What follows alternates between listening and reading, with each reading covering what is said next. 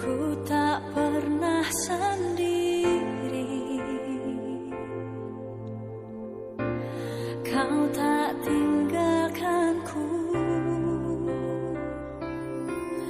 tak sekalipun melupakanku. Kau menuntun langkahku,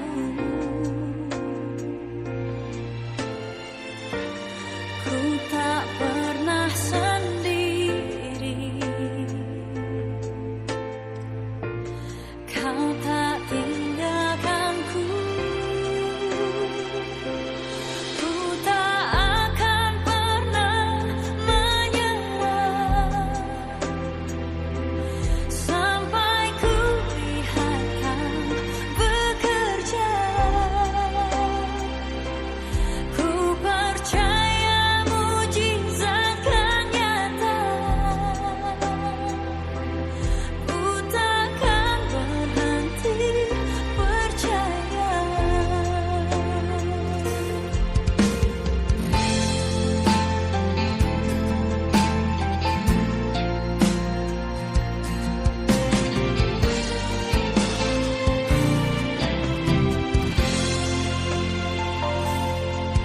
Tak sekalipun melupakanku, kau menuntun langkahku.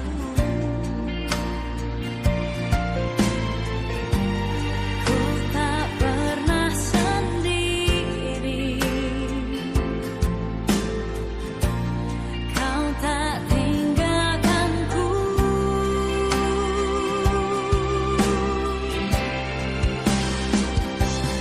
Ku tak akan pernah menyerah sampai ku lihat kau bekerja. Ku percaya mujizat kan nyata. Ku takkan berhenti percaya.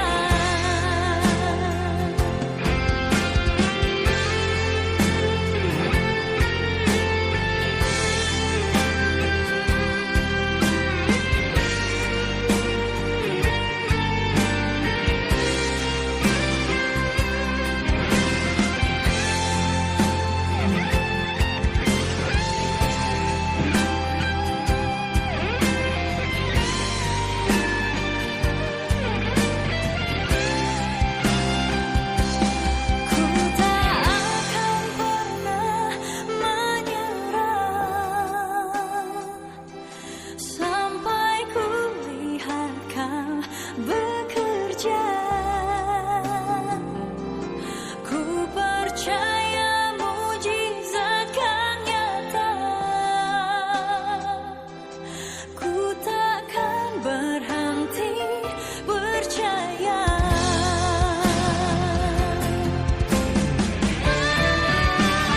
Ku tak akan pernah menyerah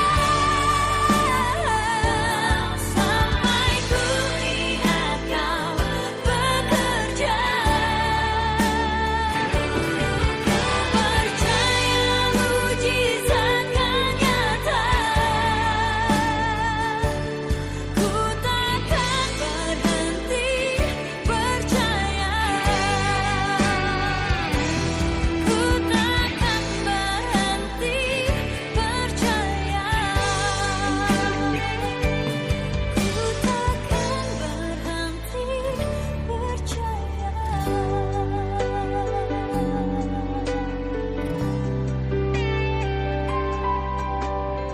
Haleluya. Shalom saudara, selamat pagi dan selamat menyambut hari bersama Tuhan. Kita ada dalam Morning Devotion. Saya percaya setiap pagi kita berjalan dalam tuntunan Tuhan, kita merenungkan firman Tuhan, maka berkat-berkat Tuhan akan ada dalam kehidupan kita. Sebelum kita merenungkan dan membaca firman Tuhan, kita bersatu di dalam doa. Terima kasih Tuhan Yesus untuk hari ini. Terima kasih untuk berkat-Mu, anugerah kebaikan Tuhan dalam hidup kami. Kami boleh bangun di pagi hari ini, bahkan kami boleh menikmati hari yang baru. berkat Tuhan selalu ada buat kami. Terima kasih Tuhan Yesus, berjalan bersama Tuhan sepanjang hari ini, itulah yang kami rindukan. Dan kami mau belajar, kami mau merenungkan firman Tuhan. Karena dalam pengenalan akan Tuhan kami akan dapatkan berkat-berkat anugerah. Bahkan hal-hal yang tidak pernah kami duga, tidak pernah kami lihat, tidak pernah kami dengar, Tuhan senantiasa berikan dalam kehidupan kami sepanjang hari ini. Karena itu Bapa berkati dan kami buka hati kami di dalam nama Tuhan Yesus. Amin. Pembacaan firman Tuhan kita hari ini kita akan lanjutkan dari kitab Mazmur pasal yang pertama. Kalau kemarin kita sudah membaca dari ayat yang pertama sampai ayat yang ketiga, kita akan melanjutkan di ayat yang keempat sampai ayat yang keenam. Mazmur pasal yang pertama ayat yang keempat sampai ayat yang keenam. Bukan demikian orang fasik, mereka seperti sekam yang ditiupkan angin. Sebab itu orang fasik tidak akan tahan dalam penghakiman. Begitu pula orang berdosa dalam perkumpulan orang benar. Sebab Tuhan mengenal jalan orang benar, tetapi jalan orang fasik menuju kebinasaan. Puji nama Tuhan. Kita sudah baca ayat yang pertama sampai ayat yang ketiga kemarin, yaitu tentang berbahagia. Orang yang berbahagia bukan orang yang punya harta banyak. Orang yang berbahagia bukan orang yang punya mobil mewah. Orang yang berbahagia bukan orang yang tinggal di lingkungan yang enak, yang mewah, dan juga mungkin klaster yang luar biasa, mungkin harganya mahal-mahal. Ataupun bukan juga orang yang berbahagia bukan orang yang memiliki mobil yang mewah. Kemarin saya sudah sampaikan. Tetapi firman Tuhan atau orang yang berbahagia menurut perkataan firman Tuhan adalah orang yang hidupnya atau kesukaannya merenungkan firman Tuhan siang dan malam. Dan ada berkat-berkat Tuhan yang kemarin kita sudah dapatkan.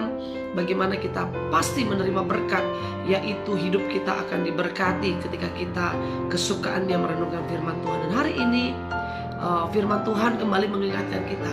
Kalau kemarin tentang jalan yang ditempuh oleh orang benar, dan hari ini ayat yang keempat sampai ayat yang keenam adalah bagaimana akibat dari jalan yang ditempuh oleh orang fasik.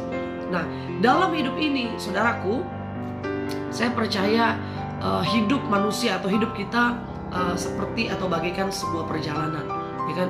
Hidup kita dari kita lahir sampai kita mati, sampai kita kembali, Tuhan panggil kita, hidup kita bagaikan sebuah perjalanan. Nah, dalam perjalanan itu kita sering kali dituntut untuk mengambil keputusan, untuk mengambil langkah, mengambil tindakan, mana jalan yang harus kita pilih. Nah, kita ada di dalam dua pilihan dalam perjalanan ini. Apakah kita mau pilih di jalan yang benar, yang ada panduannya, ada pemandunya bahkan, atau kita memilih jalan yang maunya kita atau seenaknya kita. Nah, begitu juga Alkitab menyatakan bahwa dalam perjalanan kehidupan manusia itu ada dua pilihan. Yang pertama, ada jalan yang menuju pada kekekalan, menuju pada keselamatan, namun ada juga jalan yang menuju pada kebinasaan. Nah, firman Tuhan juga menyampaikan dalam Injil Matius pasal yang ke-7, ketika Yesus dalam menyampaikan dalam pelayanannya dia dalam khotbahnya di atas bukit, di ayat yang ke-13 dan ayat yang ke-14 berkata bahwa Yesus menyatakan, masuklah melalui pintu yang sesak itu, karena lebarlah pintu dan luaslah jalan yang menuju pada kebinasaan.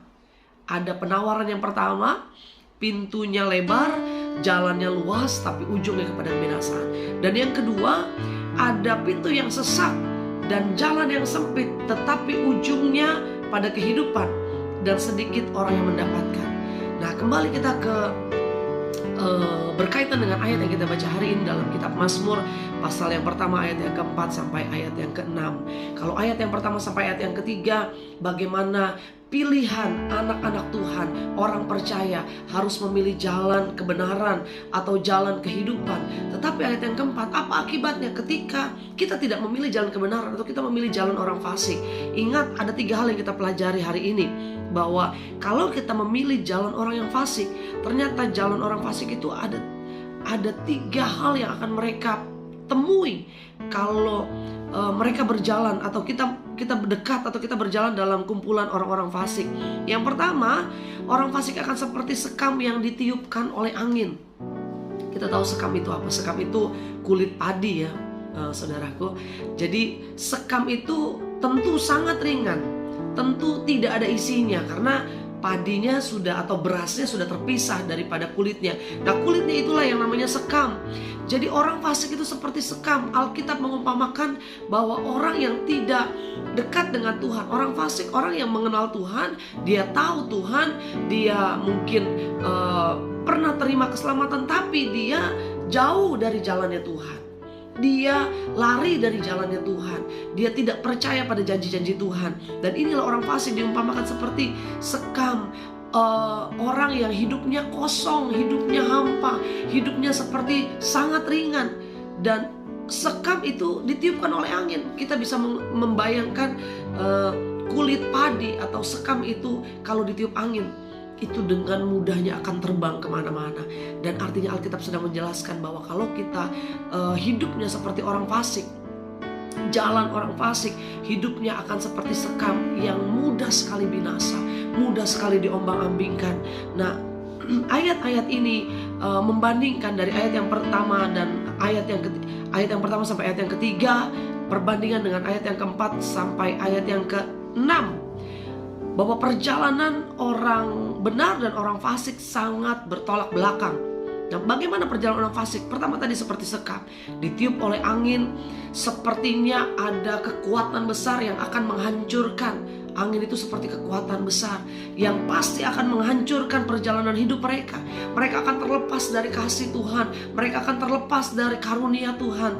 Dan inilah yang Alkitab sedang gambarkan. Kalau kita seperti orang fasik, hidup kita akan mudah sekali binasa. Ujung-ujungnya pasti pada kebinasaan. Dan yang selanjutnya ayat yang kelima, apa yang akan ditemui oleh orang fasik? Orang fasik tidak akan tahan dalam penghakiman. Begitu juga orang berdosa dalam perkumpulan orang benar. Nah, seringkali kita melihat mungkin orang fasik, kok kayaknya hidupnya lebih enak.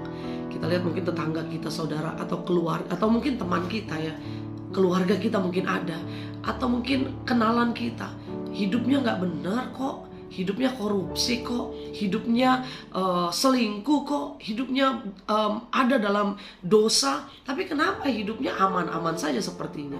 Hidupnya malah diberkati menurut pemikiran kacamata dunia. Malah mereka kok kayaknya hidupnya baik-baik saja dibanding dengan kita.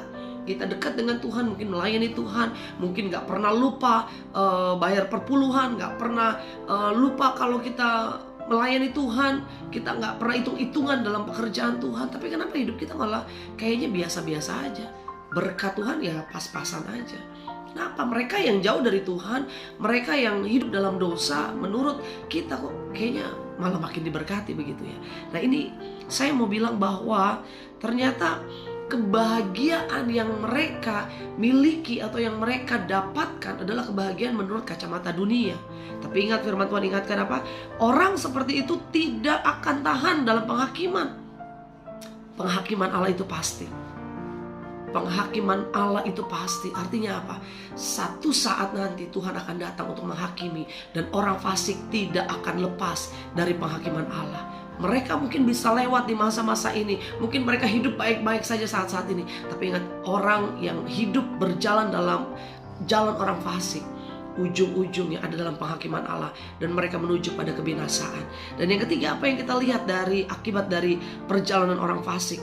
Ayat yang ke-6, sebab Tuhan mengenal jalan orang benar, tetapi jalan orang fasik menuju pada kebinasaan. Ini yang saya katakan, bahwa orang fasik ujung-ujungnya binasa kok. Akhir hidupnya pasti binasa. Mungkin kita bilang hari ini mungkin hidup kita biasa-biasa, mungkin hidup kita tidak seperti yang kita harapkan, mungkin hidup kita pas-pasan. Tapi selama kita berjalan dalam jalan Tuhan, kita hidup dalam kebenaran, ujung-ujung hidup kita pada kehidupan yang datangnya daripada Tuhan.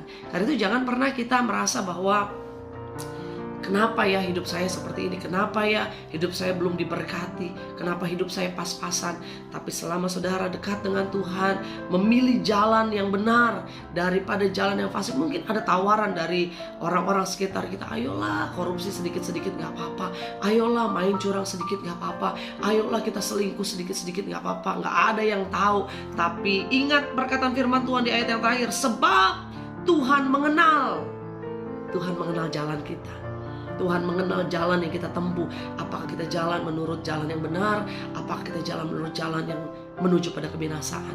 Karena itu saya percaya kalau kita suka Taurat Tuhan, kita suka merenungkan firman Tuhan, maka kita memilih jalan pada kehidupan yang kekal. Kita berdoa. Bapa, terima kasih Tuhan. Ajar kami hari ini pegang janji Tuhan bahwa kami memilih jalannya Tuhan. Kami memilih dekat dengan firman Tuhan. Karena itu kami percaya Tuhan, ketika kami dekat dengan firman Tuhan, bukan berarti kami gak ada tantangan, bukan berarti kami gak ada masalah, tetapi kami percaya ketika kami hidup menurut jalannya Tuhan, kami menyenangkan hati Tuhan, maka apa yang kami lakukan, kami sesuai dan seturut dengan kebenaran firman Tuhan. Karena itu kami percaya Tuhan Yesus pasti akan memberkati kehidupan kami dan jalan kami ujung-ujungnya pada kehidupan yang kekal. Terima kasih Tuhan Yesus, berkati setiap anak-anak-Mu dalam perjalanan hari ini, berjalan dalam tuntunan Tuhan, dalam rencana Tuhan, dan melihat anugerah Tuhan dalam kehidupan kami. Kami siap berjalan sepanjang hari ini bersama dengan Tuhan di dalam nama Tuhan Yesus. Haleluya. Amin. Selamat menikmati berkat Tuhan di hari ini. Tuhan Yesus memberkati kita semua. Haleluya.